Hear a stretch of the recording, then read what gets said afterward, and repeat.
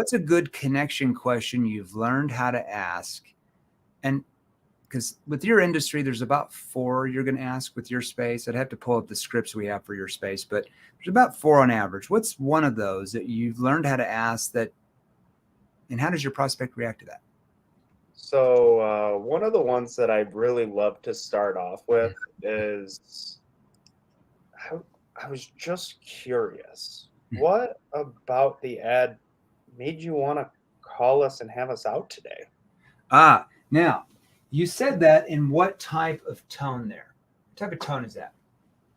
It's kind of like a question, kind of curious. It's a confused tone. Yeah. Okay.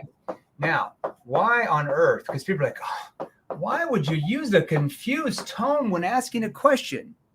Well, when you use a confused tone, there's different parts of your sales process you don't want to use a confused tone. But in the connection part where you're getting them to lower their guard, where they open up emotionally, because that's where the sale's made, we're typically going to use more of a curious, or could be a combination of curious, confused tone. Because when you act confused, people typically do what?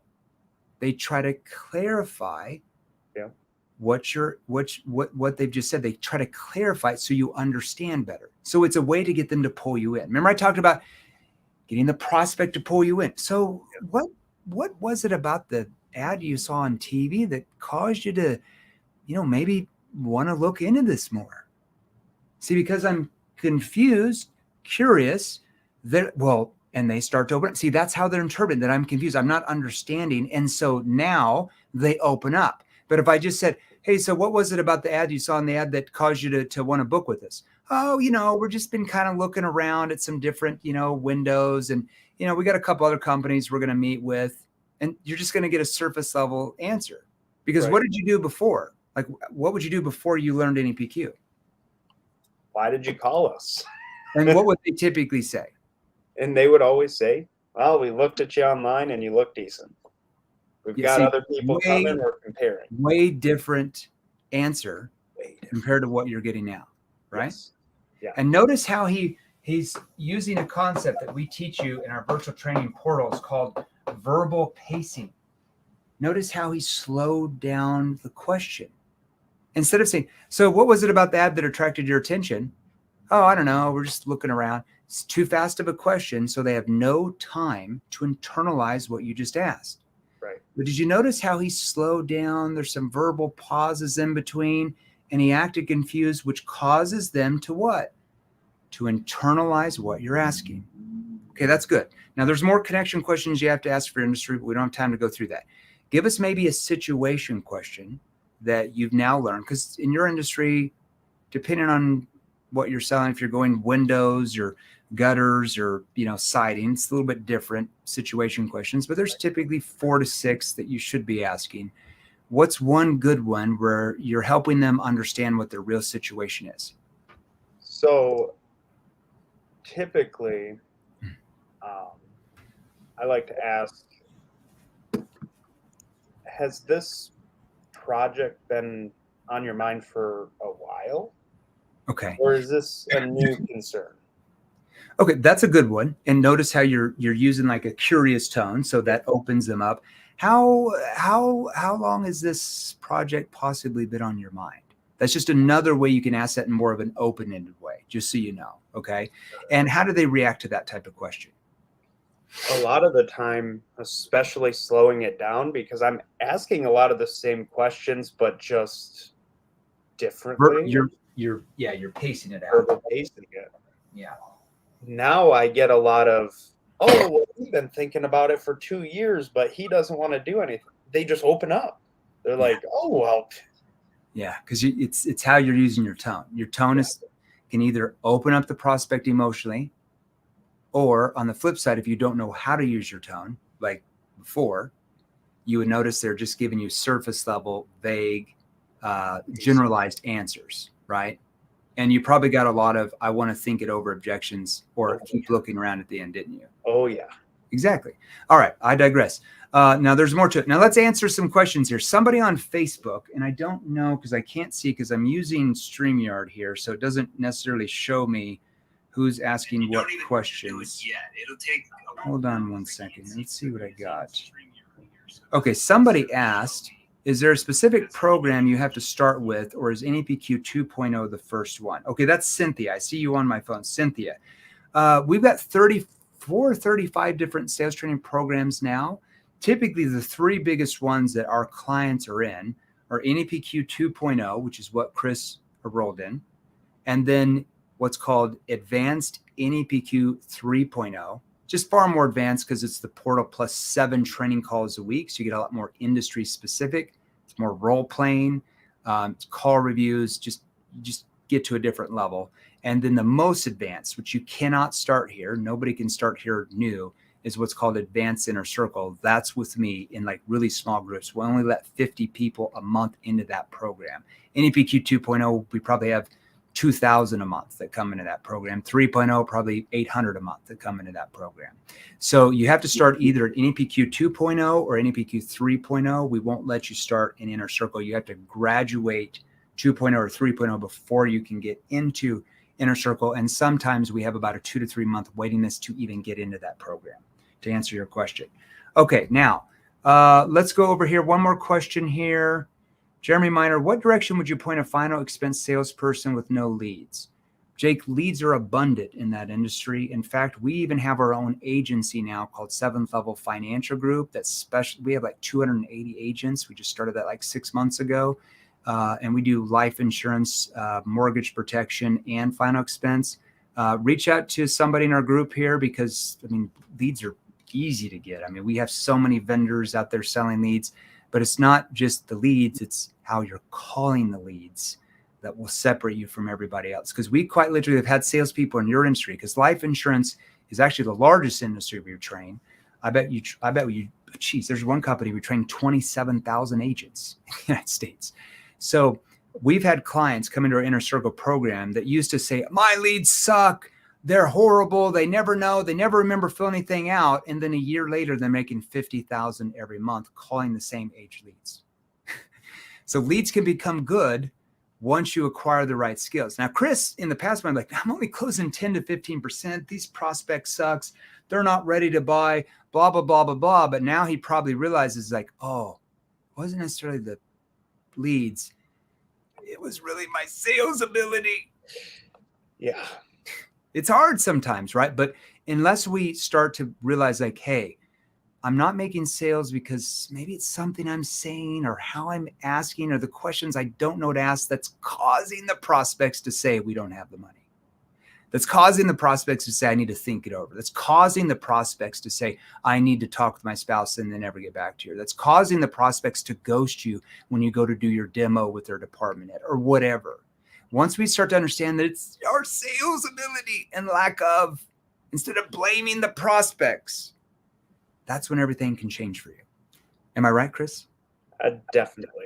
Just going out on a limb. Okay, now let's keep going here. What's a good problem awareness question? Now, in your industry, there's several. Okay, what's a good problem awareness question you've learned how to ask so far? You've only been a client 30 days. And how do the prospects react to that?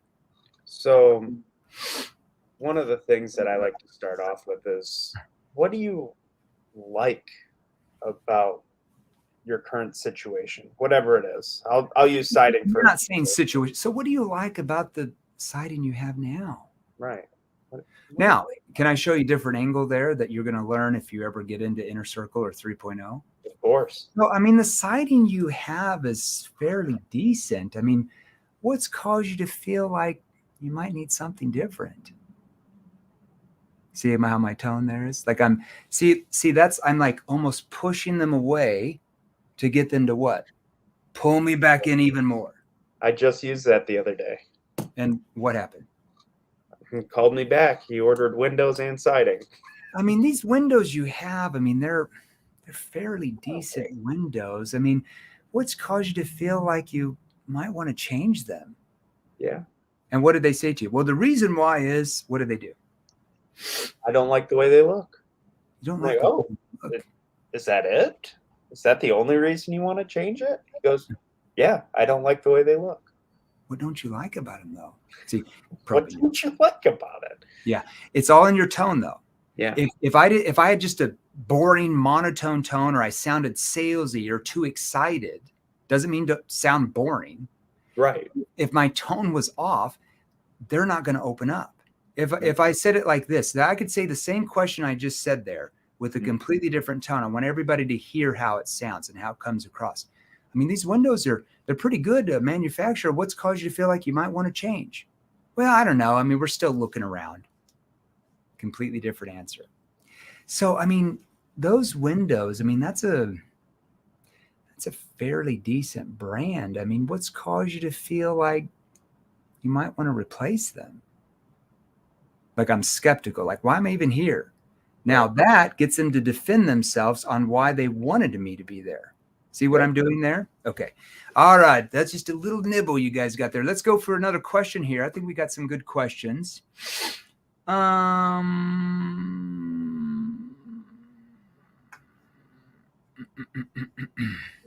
Sanchez, Eduardo Sanchez. Jeremy, this is Eduardo. We were talking about a follow-up email reply to my customer. I decided to say screw it and send exactly what you said to send on a video. Okay, so it sounds like Eduardo follows me maybe on Instagram or Facebook or something. The customer got back to me within 10 minutes. Okay, should probably take my advice. And told me that they were absolutely going to use our company, but their project had been pushed back a couple of months, worked out very well. I'm looking forward to using your techniques moving forward. Yeah, Eduardo, like I said, in the tips, like in the reels. So Chris, you started following me for a while. Yep. Did the reels like quadruple your income or anything? No. Probably not, because they're tips. They're not training.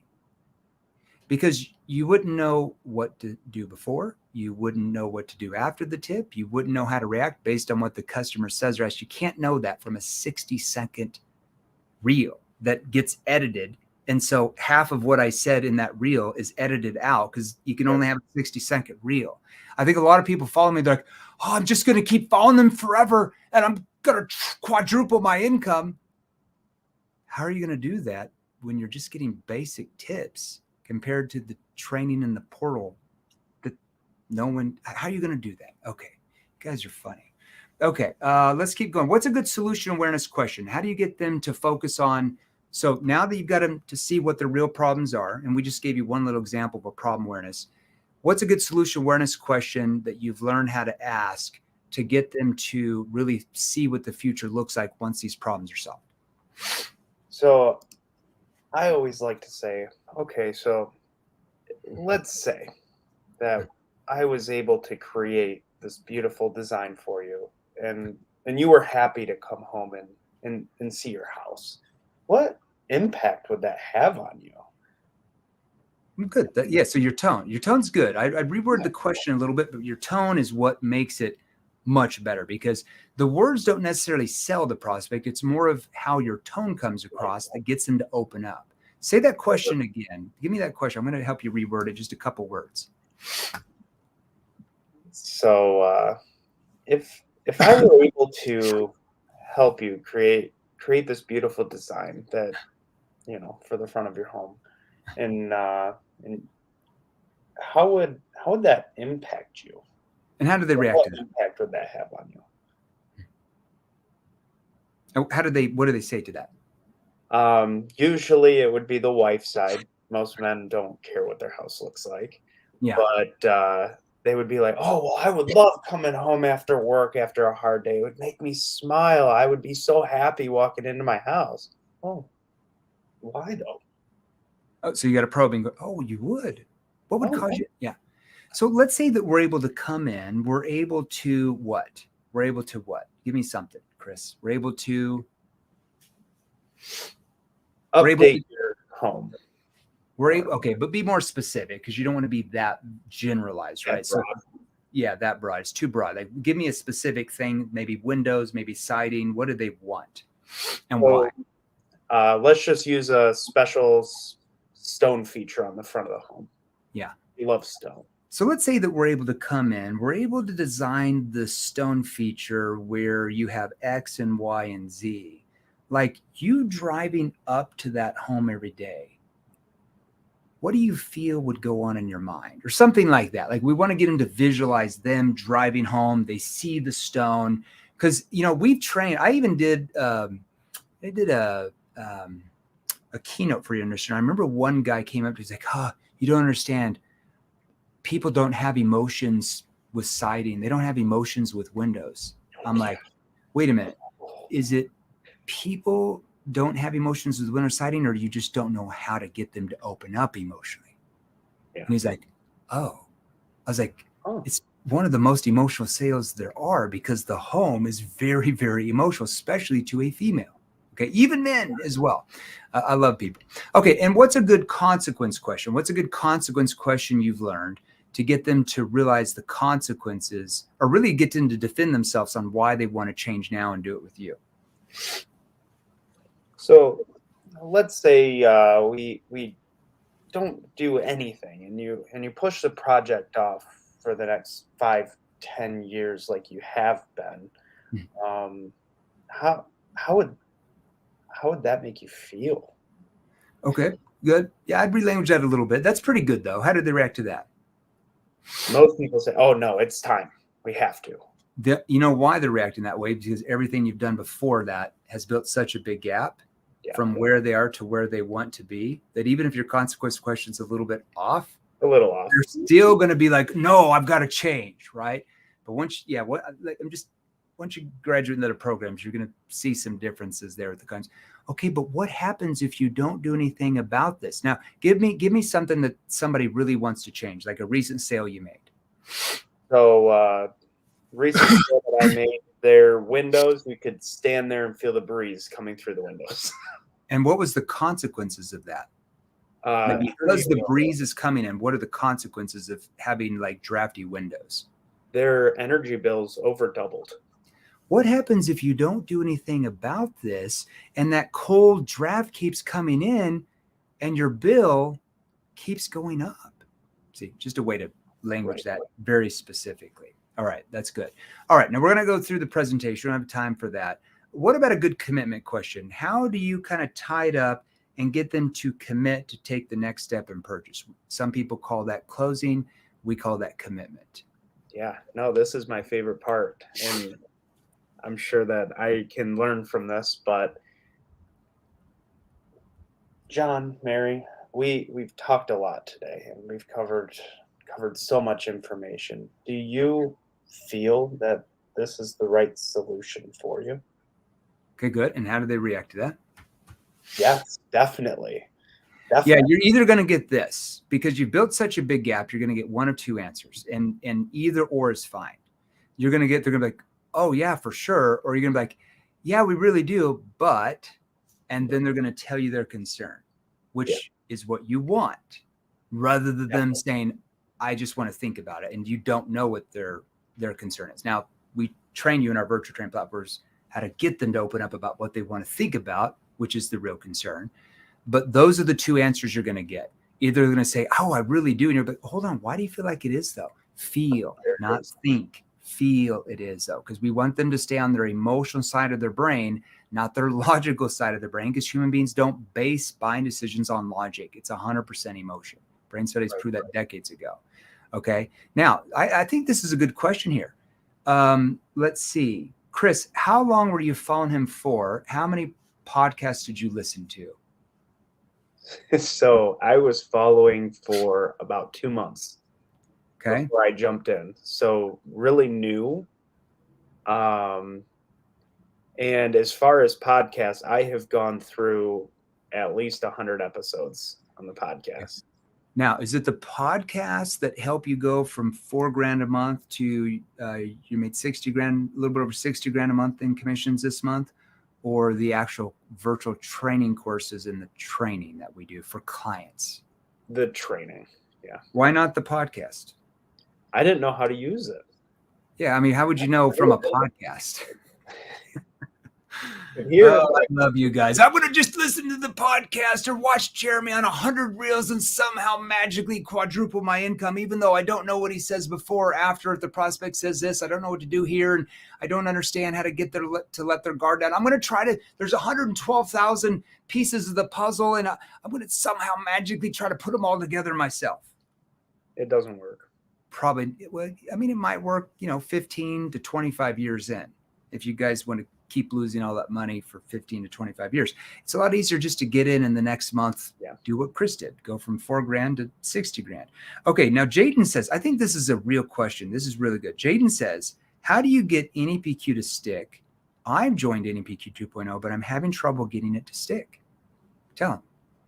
How'd you get it to stick? A big thing for me is you really have to take action. You can't just watch the video and do nothing with it. You have to role play it. And I started off role playing with my wife. Yeah. And she's like, oh, I have no idea what you're doing. So then I moved it over to work where we're all doing the same thing. We're all selling the same products. Mm-hmm. But my sale ability versus theirs is completely different. 10 to 1. Now, once you get into even like NEPQ 3.0 Pro, where you role play with our other clients who are in your industry, Chris, it's on a different level because they actually understand NEPQ, especially with our trainers that train your industry too. So it's a whole different level of those group training calls. Now, and another thing you have to do is you can't just go through the portal one time and be like, oh, that's it, I'm good. Like you've got to role play. You've got to be on the training calls, like our group training calls during the week. Like you have to practice and practice. It's like going to acting school and then you move to Hollywood and then you're like, why am I not making $12 million a film? Oh, because it takes a lot more than just going through it once and then not do anything with it. You continually have to develop the skill, right? Is selling a numbers game or a skills game? Well, if you want to make a lot of money, it's a skills game. Just like Steph Curry, basketball. Is he still training and practicing his techniques every day to get better, even though he's one of the best ever?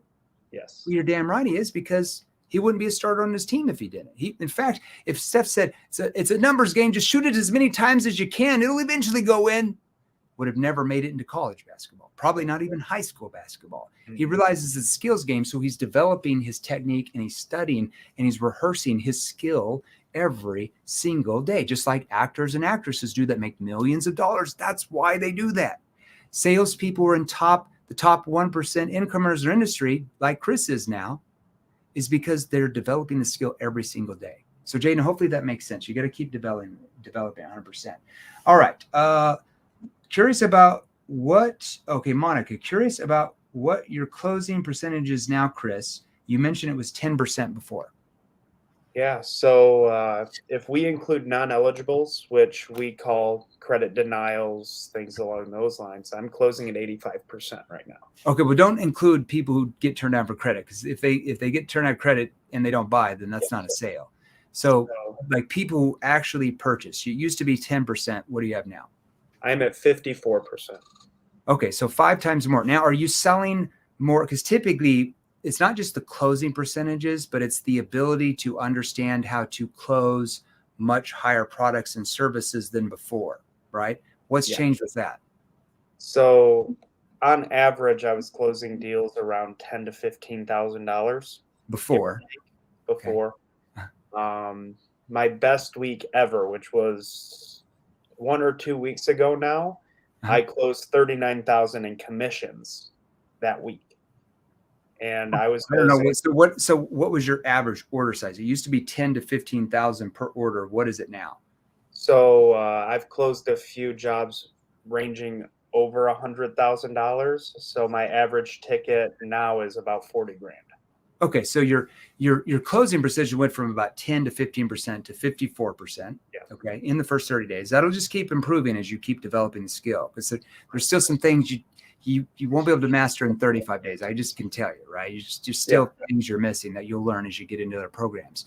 And you went from 10 to 15 grand average order to now over 40,000, because it's not just closing percentages have gone up by, 500% basically is what happened there. But it's also, you have the ability now and the confidence, because you only get confidence when you have confidence in your sales ability, because you're closing most of the people you're talking to. You can never have confidence as a salesperson by listening to motivational material if you're getting slapped in the face and you're not making that many sales. That motivation material, I love it, but it's going to go out the window very quick. You're not going to be able to stay motivated if you're getting rejected all the time and you're not making many sales. Your confidence comes from making sales in a lot of them. You can only make sales in a lot of them by developing a much higher sales ability than you have now.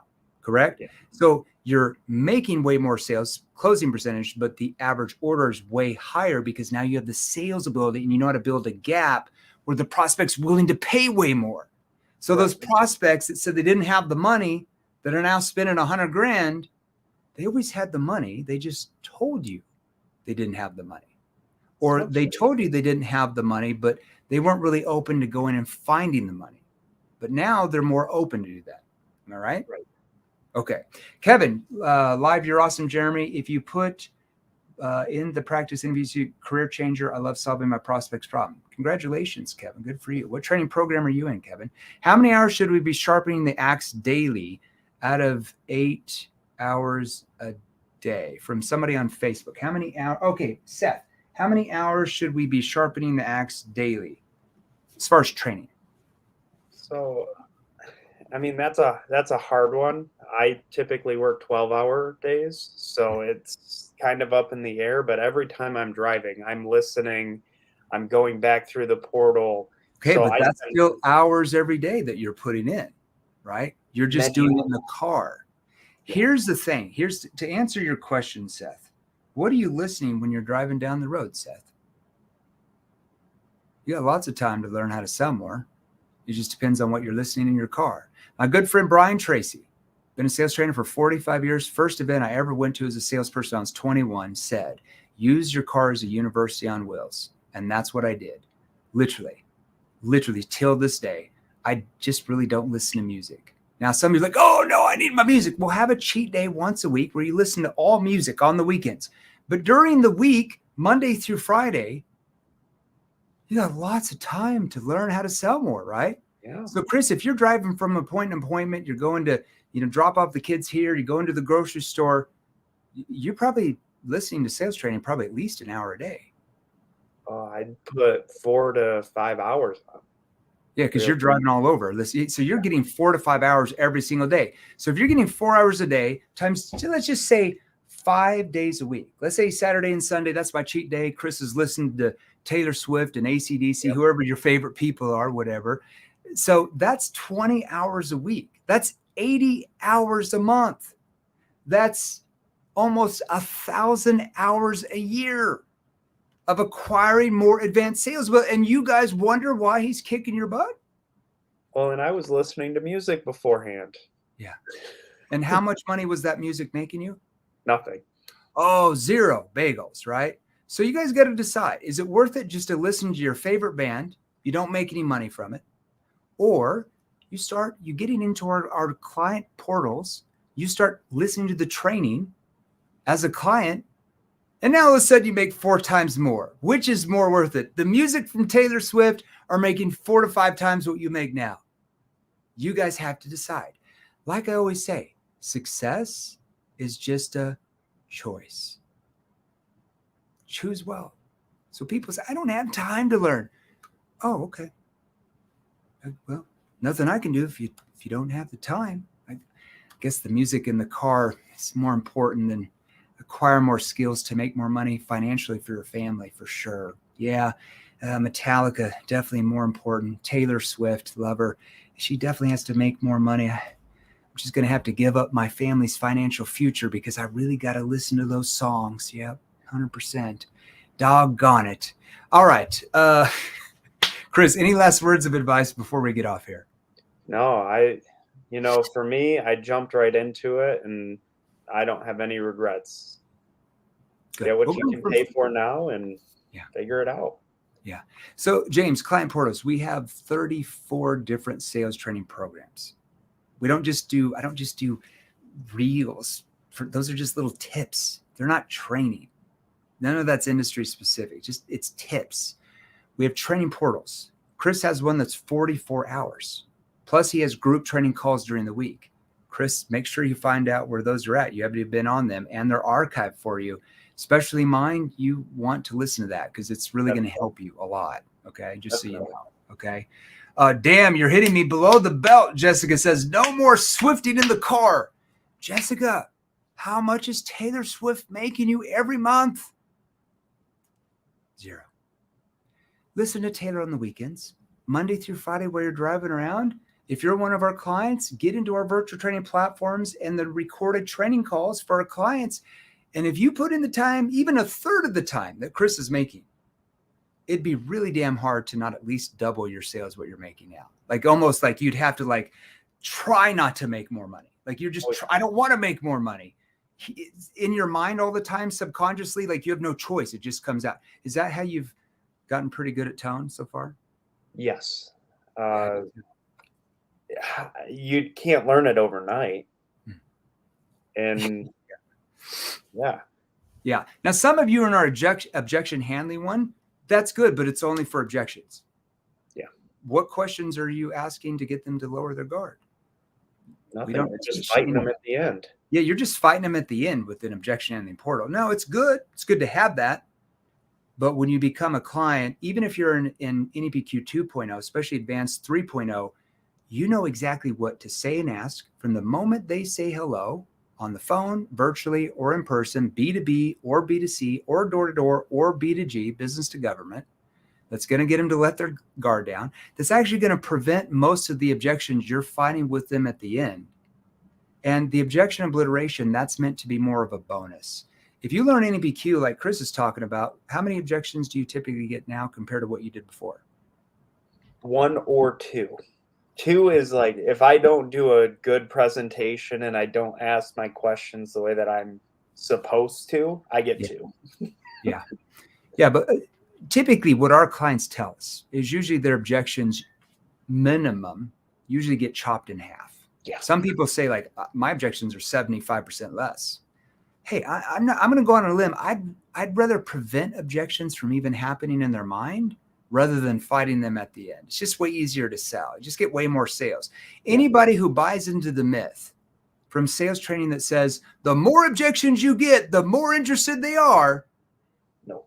Does that make any sense? Wait a minute. So all the laydown sales you got where they had no objections, so the prospects who gave you the most objections bought the most? I doubt it. The more objections you get, it's because you don't know how to build a gap yet from where they are to where they want to be, which triggers uncertainty in the human brain. And when a human has uncertainty, they're going to throw out objections. The more objections you get, the far less likely they are to buy. That's just common sense. Okay. All right. Love you guys. Chris, thanks for being on. We will be on next Tuesday. Now, I'm going to ask each of you a question. And I've only got a few minutes here, so don't ask me any more questions. I've only got a few more minutes. Type in me if you want to acquire even 10% of the skills Chris is acquiring right now. Type in me if you want to acquire even a third of what Chris has talked about, like the tonality, okay? I want you to type in me. Let's talk about income. Type in me if you want to make, I don't know. Chris, what did you really want to make when you got in the program? Because you had probably no idea you'd go from where you are to 60 grand a month in commissions. I wanted to make 10 grand. I thought 10 grand would be huge. Yeah. Type in me if you want to make 10 to 15,000 every single month in commissions with what you sell right now. Type in me into the chat. Type in me. Now, some of you are like, hey, I want to go where Chris is going. I don't want to make 10 to 15 grand a month. I want to get the skill level to make 20 to 30,000 every month in commissions. So if you're the person that wants to make 20 to 30 grand every month, I'm dead serious. Type in me. Now, some of you are like, the hell with 30 grand a month. I'm going where Chris is. I want to make 40 or 50 grand a month in commissions. Well, Chris is over 60 grand a month now. Type in me if that's you. Type in me. Now,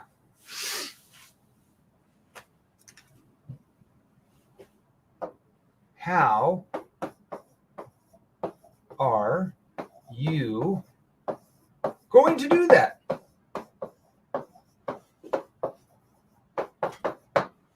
How are you going to do that if you keep selling the same way you are now?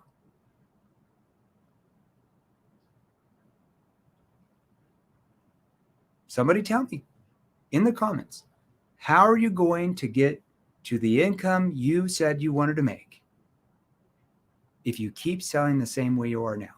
Somebody said by watching podcast. Chris, did watching our podcast take you from $4,000 to $60,000 a month? No. How could it? How could watching a podcast take you that? We don't teach training. Those are tips. Big difference. Yeah. You can't. The only way you're going to do that, can you double your hours? Chris, did you like triple your working hours? Is that what caused it? You're working 20 hours a day now instead of 8? No. Okay. You have to do what if you want to make 2 to 3 times what you are now? You have to acquire a what? A much higher level of sales ability than you currently have right now. Am I right? Definitely. Now, if you want to acquire that sales ability that Chris has, we're talking tens of thousands of our clients have now in your industry watching me in the shirt, literally your industry. Here's how you do it. We make it simple. Message me directly right now. That's it. Message me directly right now. If you're in the Facebook group, if you're in the Facebook business page, if you're in my Facebook, message me directly right now. Now, if you're on YouTube, you can't message me on there because you can't get into DMs on YouTube. They don't have that. You'll have to join our Facebook group here underneath me, salesrevolution.pro. When you message me, I don't have time to reply to all 100 of you that might message me that are still, well, there's 84 of you on here between the couple of different platforms now. A bunch of people had to jump off because they don't care about, I guess, apparently, Chris, they do not want to have your skills to be able to make 4 times. I mean, who would want to make 4 times what they are now? It wouldn't make any sense. I just want to work the same hours. I just want to lose sales I should be making. I don't care. I just want to work the same hours and make less money. Why would anybody want to make more and work the same hours? It just doesn't make any sense. But for the people who are on here still, maybe you're like Chris, and maybe you actually do want to make that type of money rather than just dream about it, because there's a big difference. Okay, we're dreaming in reality. So message me directly right now, either me or somebody in our social media teams. We've got like 27 some people in our social media team will message you back some different options. You'll even have the opportunity to book in with one of our account managers like Chris did, and they'll go over the different training options. And once they find out what your current skill level is, kind of where you're at now financially, what you're making compared to what you want to make, that tells us what your skill level is. Your commission checks tell us what your skill level is. Nothing more, nothing less. Once we understand that, then we can recommend which training program to get in to help you to make the most money the quickest. Okay. All right, everybody. See you soon. Chris, congratulations. Hopefully we see you down the road and graduating to other programs that I'm more involved in, because you'll be far more industry specific. And what I want you to do is get back to Brian, so you get instructions on how to get on my live training call you're supposed to be on each week as a 2.0 member. And if you can't make them, at least you have the archived versions of those, because they're all right there archived for you. Okay. Perfect. So please reach out to Brian, because you'll make more money just by being on those. All right. Yes. All right, everybody. Love you soon. How much is the training for new real estate agents? It's not just for real estate agents. It's for every industry. We train every industry out there, but we have 34 different training programs. Okay. So depending on how much you're making now as a real estate agent would be which one we would put you in. Those vary from like very, very low all the way up to like advanced inner circle, which is tens of thousands, but that's very advanced. And that's me. Okay. Me in very small groups. All right. So whoever asked me about the real estate agents, just message us. You can book an account manager and they'll probably suggest which training you should be in for your industry and what you're making now compared to what you want to make. Chris, good job. I'll see you down the road. Thanks, everybody. Love all of you guys. See you soon. Well done. Chris, really good job today. Thank you. Bye.